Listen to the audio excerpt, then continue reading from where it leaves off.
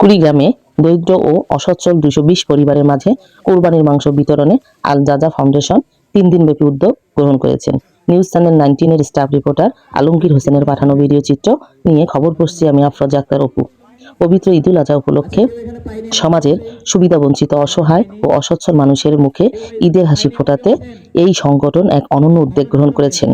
জানা যায়, আল জাজা ফাউন্ডেশন সম্পূর্ণ অরাজনৈতিক, লাভবিহীন ও স্বেচ্ছাসেবী সামাজিক সংগঠন।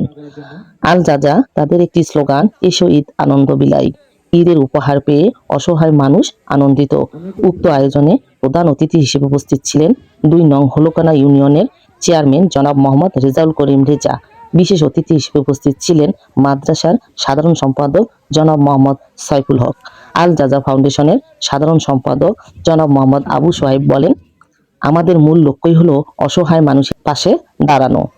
সকলের দোয়া ও সহযোগিতা পেলে ভবিষ্যতে আরো বড় পরিসরে এই কার্যক্রম পরিচালনা করব ইনশাআল্লাহ।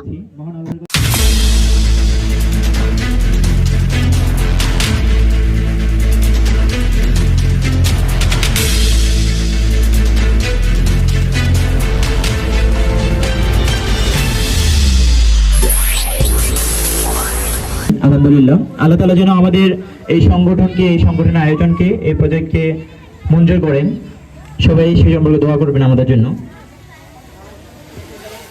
আপনার দেওয়া একটুখানি সহযোগিতা একটি পরিবারের মুখে অনাবিল হাসি ফোটাতে পারে।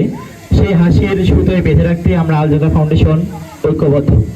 আমি আল জাজা ফাউন্ডেশনের সকল স্বেচ্ছাসেবী, শুভাকাঙ্ক্ষী এবং সদস্যদেরকে অনুরোধ করব যেন আপনারা আপনাদের এই একত্রতা, এই ভ্রাতৃত্ব, এই সহানুভূতি, আমাদের সাথে সম্পৃক্ততা অটুট রাখেন। আমরা যেন আগামীতে আরো ভালোভাবে এরকম আরো কার্যক্রম পরিচালনা করতে পারি, সেদিক থেকে আপনাদেরকে আন্তরিকভাবে মোবারকবাদ। যেন আপনারা আগামীতেও এরকম করে আমাদের সাথে থাকতে পারেন।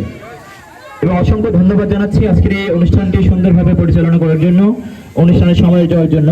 আর আপনারা যারা সুবিধাকারী আছেন, যারা এখানে কষ্ট করে আমাদের মাঝে উপস্থিত হয়েছেন, আপনাদের কাছে আন্তরিকভাবে দুঃখিত আমরা আপনাদের সময়গুলো নষ্ট করার জন্য। আপনারা মনে কিছু নেবেন না, হয়তো বা আমরা আপনাদের চাহিদা অনুযায়ী দিতে পারিনি। আগামীতে আমরা চেষ্টা করব আপনাদের চাহিদা অনুযায়ী দেওয়ার জন্য। আমরা ছোট থেকে শুরু করতেছি, আগামীতে যেন আগ্রহ এর থেকে বড় পরিসরে করতে পারি। ধন্যবাদ সবাইকে। আসসালামু আলাইকুম।